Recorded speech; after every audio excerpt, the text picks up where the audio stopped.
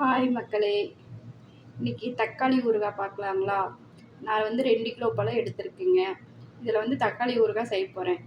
வாங்க பார்க்கலாம் எப்படி செய்கிறேன்ட்டு. ஓகேங்களா? மிக்ஸி சாறு எடுத்துக்குங்க. அதில்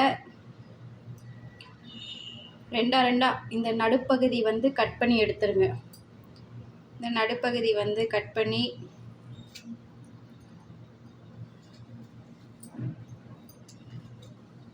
இது மாதிரி எடுத்துருங்க. நடுப்பகுதி மட்டும் எடுத்துட்டு மீதி இப்படி ரெண்டாக அரிஞ்சு மிக்சியில் போட்டுக்கலாம். ஓகேங்களா? ஒரு பவுலில் ட்ரான்ஸ்ஃபர் பண்ணிக்கலாம். தக்காளி அரைச்சிட்டு பேஸ்ட்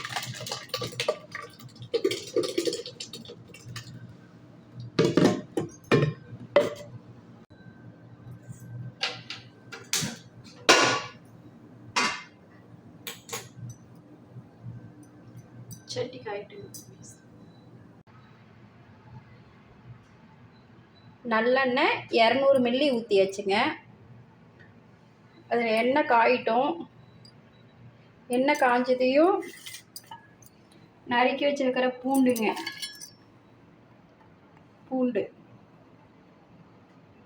போட்டோம்னா சுவை கொடுக்கும். நம்மளுக்கு கேஸ் ட்ரபிள் பிடிக்காதுங்க. அது நல்லா சாப்பிடும்போது நல்லா ருசியாக இருக்கும். அதுக்காக தான் இந்த பூண்டு போடுறது. நம்ம இப்போ பூண்டு போட்டிருக்கு.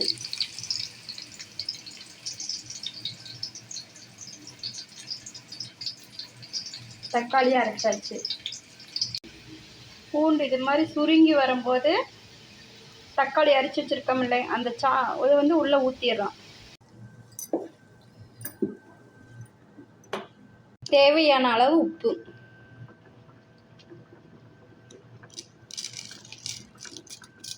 இன்னும் கொஞ்சம் போட்டுக்கலாம். ஸ்பூன் மஞ்சத்தூள், 2 ஸ்பூன் வரமிளகாத்தூள்,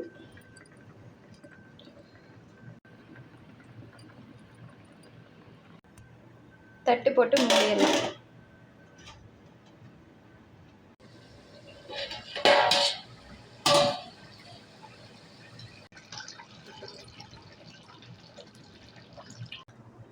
வெந்தயம் கடுகு வறுத்து போட்டுக்கணும். பொன்னிறமாக வறுத்து போட்டுக்கணும்.